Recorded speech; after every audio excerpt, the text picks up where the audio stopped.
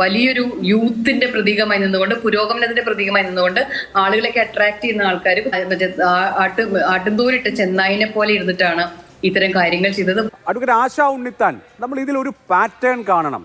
പെൺകുട്ടികളെ ഇൻസ്റ്റഗ്രാം വഴി പരിചയപ്പെടുക, അതിനുശേഷം ഇൻസ്റ്റഗ്രാം അഡ്മിനാണ് പ്രവർത്തിപ്പിക്കുന്നത്, അതുകൊണ്ട് പ്രൈവസി വേണം, ടെലിഗ്രാം നമ്പർ തരുമോ എന്ന് ചോദിക്കുക, ടെലിഗ്രാമിൽ അഫെക്ഷനേറ്റ് ആയിട്ടുള്ള മെസ്സേജുകൾ അയക്കുക, വിവാഹം ചെയ്യാൻ ആഗ്രഹമുണ്ട് എന്ന് പറയുക.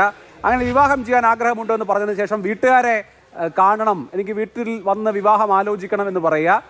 ഇതൊക്കെ കഴിഞ്ഞ് വിവാഹം നടക്കുമെന്നൊക്കെ വിചാരിക്കുന്ന പെൺകുട്ടികളോട് വീട്ടുകാരെ കാണുന്നതിന് മുമ്പ് നമുക്കൊന്ന് പ്രൈവറ്റായിട്ട് കാണണ്ടേ, നമുക്ക് നമ്മുടെ ഭാവി ജീവിതം പ്ലാൻ ചെയ്യണ്ടേ എന്ന് പറയുക.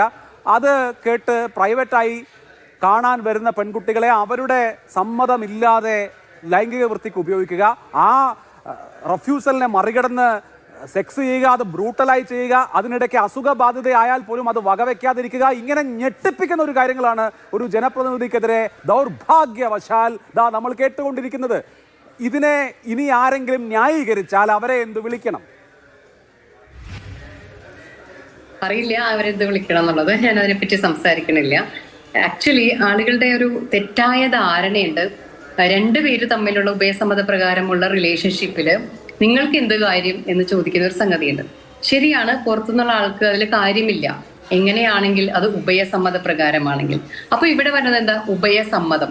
അപ്പൊ ഇവിടെ വേണ്ടത് സമ്മതം എന്നൊരു വേർഡാണ്. അപ്പൊ നമ്മൾ ലീഗലി നോക്കുമ്പോൾ സമ്മതം എങ്ങനെയാണ് ഒരാളുടെ കൺസെന്റ് എടുക്കുന്നത്? There is express consent and implied consent. ഒരു ഇംപ്ലൈഡ് കൺസെന്റ് ആണ് ഇവർ പലപ്പോഴും പറയുന്ന ഒരു സംഗതി. അപ്പൊ എക്സ്പ്രസ് കൺസെന്റ് നമുക്ക് എഴുതി വാങ്ങാൻ സാധിക്കുമോ? അപ്പോൾ പ്രണയിക്കുന്ന ഒരു മനുഷ്യൻ അല്ലെങ്കിൽ സ്നേഹിക്കുന്ന ഒരു മനുഷ്യന്റെ അടുത്ത് ചെല്ലുമ്പോൾ അങ്ങനെ. പക്ഷെ വളരെ ക്ലിയർ ആണ്, ഇപ്പം നേരത്തെ തന്നെ അഭിലാഷ് കൃത്യമായി പറയുകയും ചെയ്തു, നമ്മൾ വിവാഹം കഴിക്കും, വിവാഹ ആലോചനയായിട്ട് വരുന്നത്. ഞാൻ കേവലം ഒരു പ്രണയാഭ്യർത്ഥന അല്ലെങ്കിൽ ഒരു സിറ്റുവേഷൻഷിപ്പോ അല്ലെങ്കിൽ റിലേഷൻഷിപ്പ് എസ്റ്റാബ്ലിഷ് ചെയ്യുന്ന ഒരു സെക്ഷൽ റിലേഷൻഷിപ്പ് മാത്രം സ്ഥാപിക്കുന്നു എന്നതിന്റെ അപ്പുറത്തേക്ക് ഇവിടെ ക്ലിയർ ആയിട്ട് ഈ MLA ചെയ്തുകൊണ്ടിരിക്കുന്നത് ഒരു വിവാഹ അഭ്യർത്ഥന അല്ലെങ്കിൽ വിവാഹത്തിലേക്ക് നയിക്കുന്ന ഒരു റിലേഷൻഷിപ്പ്. അങ്ങനെ ചെയ്യുന്നത് എന്തിനാന്ന് വെച്ചാല് കൃത്യമായി തന്നെ അവരുടെ ട്രസ്റ്റ് ഉണ്ടാക്കിയെടുക്കാനാണ്. സോ അദ്ദേഹത്തിന് അറിയാം, ട്രസ്റ്റ് ഉണ്ടാക്കിയെടുക്കുന്ന സമയത്ത് തന്നെ ഞാൻ ചെയ്യുന്നത് ഒരു ഫ്രോഡുലന്റ് ആക്ട് ആണ്, ഞാൻ ഇവരെ തെറ്റിദ്ധരിപ്പിച്ചുകൊണ്ടിരിക്കുകയാണ്, വഞ്ചനാപരമായ ഒരു ഉദ്ദേശത്തോടു കൂടി അവരുമായി ഒരു റിലേഷൻഷിപ്പിലേക്ക്, സെക്ഷൽ റിലേഷൻഷിപ്പിലേക്ക് എത്താൻ വേണ്ടിയാണ് അങ്ങനെ പറയുന്നത്. സോ വളരെ കൃത്യമാണ് ചീറ്റിങ്ങിന്റെ നമ്മുടെ ഇവിടെ. അഡ്വക്കേറ്റ് ആശ, ഈ രണ്ടാമത്തെ പരാതി വായിച്ചാൽ നമുക്ക് കാണാൻ കഴിയുന്നത് ആ മുൻ പരാതിയിൽ ഒരു മാനിപ്പുലേറ്റഡ് കൺസെന്റ് എന്നെങ്കിലും പറയാം, കൺസെന്റ് മാനിപ്പുലേറ്റ് ചെയ്തു എന്നെങ്കിലും പറയാം. ഇവിടെ നോക്കൂ, ക്ലിയർ നോ ആണ്, ഞാൻ ഒരു ലൈംഗിക ബന്ധത്തിന് സന്നദ്ധയല്ല എന്ന് അറിയിച്ച ഒരാളെ ആ വിസമ്മതം വകവയ്ക്കാതെ റേപ്പ് ചെയ്തു എന്നുള്ളതാണ് ആ പരാതി. ആ പരാതി വായിച്ചാൽ നമ്മൾ ഞെട്ടിപ്പോവും. അതെ, ഇവിടെ അതെ, അതാണ് ഇവിടുത്തെ വലിയൊരു വിഷയം. ഒന്നാമത്തെ അലിഗേഷനും ഒന്നാമത്തെ കേസും അതിന്റെ FIRഉം നമ്മൾ കണ്ടു കഴിഞ്ഞു. അതിലും കൃത്യമായി തന്നെ റേപ്പ് ഇട്ടിട്ടുണ്ട്. ആ റേപ്പ് ഇടുന്നതിന്റെ കാര്യമാണ് ഞാൻ ഇപ്പൊ അനലൈസ് ചെയ്ത് ഫസ്റ്റ് പറഞ്ഞത്. ആ അനലൈസ് ചെയ്യുന്ന സമയത്ത് പോലും നമ്മൾ പറയുന്നത് ഔട്ട് ഓഫ് ഫ്രീ വിൽ. അപ്പോ ഒരു MLA പൊസിഷനിലിരിക്കുന്ന ഒരാള്, ഒന്ന്, രണ്ട്, പുരുഷൻ എന്ന സാമൂഹികപരമായിട്ടുള്ള ആ ഒരു ജെൻഡർ ഇതിലിരിക്കുമ്പോൾ കിട്ടുന്ന മറ്റൊരു ഇൻഫ്ലുവൻസ്, ഇതെല്ലാം കൂടി ഉപയോഗിച്ചിട്ട് അതും ഒരു വൾണറബിൾ സിറ്റുവേഷനിലേക്ക് എത്തിച്ചിട്ട് അവിടെ വെച്ചിട്ടാണ് ഇവർ ഇത്തരം ആക്ടിവിറ്റീസിലേക്ക് മാറുന്നത്.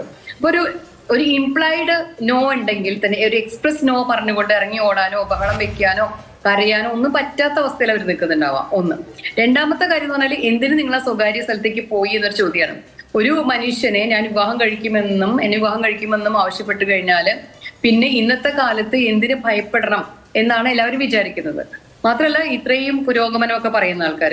അപ്പൊ അവിടെ ചെന്നിട്ട് ഒരു ട്രാപ്പിലാക്കിയിട്ടാണ്, അതായത് തട്ടിക്കൊണ്ടുപോകുന്ന പോലെയാണ്, തെറ്റിദ്ധരിപ്പിച്ച് കാര്യങ്ങൾ പറഞ്ഞ് തട്ടിക്കൊണ്ടുപോകുന്ന പോലെ കൊണ്ടുപോയി അവിടെ ചെന്ന് ബലാത്സംഗം ചെയ്യുന്ന ഒരു പ്രക്രിയയാണ്. അപ്പൊ ഇതിന് ഇദ്ദേഹത്തെ സഹായിക്കുന്ന ഒരുപാട് ആളുകളുണ്ട്, സ്ഥിരമായി സഹായിച്ചുകൊണ്ടിരിക്കുന്ന ആൾ. ഇനി ഇതിൽ ഏതെങ്കിലും ഒരു പെൺകുട്ടിക്ക് ഗർഭമുണ്ടാകുന്ന സംഗതി ഉണ്ടായിക്കഴിഞ്ഞാൽ ഗർഭമുണ്ടാകുന്നത് വരെ പറയാ ഞാൻ എന്നിൽ കുഞ്ഞിനെ ആഗ്രഹിക്കുന്നു എന്ന രീതിയിലുള്ള വാക്കുകളൊക്കെ പറഞ്ഞ് അവരോട് കാണിക്കുന്ന മറ്റു ചില തട്ടിപ്പുകൾ. അവർക്ക് ഇപ്പൊ അവർക്കൊരു അവസരം കിട്ടുമായിരുന്നു, ഒരു ഗർഭനിരോധന ഏതെങ്കിലും മെക്കാനിസം യൂസ് ചെയ്യാനോ മറ്റൊക്കെ. അതൊന്നും ചെയ്യിക്കാതെ, അങ്ങനത്തെ ഒരു പ്രിക്കോഷൻസും എടുക്കാൻ സമ്മതിക്കാതെ ഇതൊക്കെ ആവശ്യമുണ്ടെന്ന് പറയാം.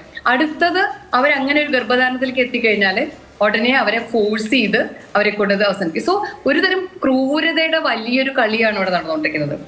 എങ്ങനെയാണ് ഒരു ഇരേനെ ഇങ്ങനെ ഉപദ്രവിച്ച് അതിൽ നിന്നൊരു സാറ്റിസ്ഫാക്ഷൻ കിട്ടുക എന്ന് മനസ്സിലാവണില്ല. അത് നമ്മൾ മനസ്സിലാക്കണം. വലിയൊരു യൂത്തിന്റെ പ്രതീകമായി നിന്നുകൊണ്ട്, പുരോഗമനത്തിന്റെ പ്രതീകമായി നിന്നുകൊണ്ട് ആളുകളൊക്കെ അട്രാക്ട് ചെയ്യുന്ന ആൾക്കാർ ചെന്നായിട്ട മറ്റേ ആട്ടുംതൂരിട്ട ചെന്നായിനെ പോലെ ഇരുന്നിട്ടാണ് ഇത്തരം കാര്യങ്ങൾ ചെയ്തത്. വളരെ ഭീകരമായ ഒരു പ്രഡേറ്റർ ആയിട്ടാണ് അവർ വർക്ക് ചെയ്തുകൊണ്ടിരിക്കുന്നത്. വളരെ ആപത്താണ് സമൂഹത്തിന് ഇത്തരം ആളുകൾ, പ്രത്യേകിച്ച് ഈ വലിയ പോസ്റ്റിൽ ഇരിക്കുമ്പോൾ. അപ്പൊ ആക്ച്വലി ഇപ്പോൾ ചെയ്യേണ്ടത് ആ വലിയ പോസ്റ്റിൽ നിന്ന് മാറ്റി നിർത്തലും കൂടിയാണ്.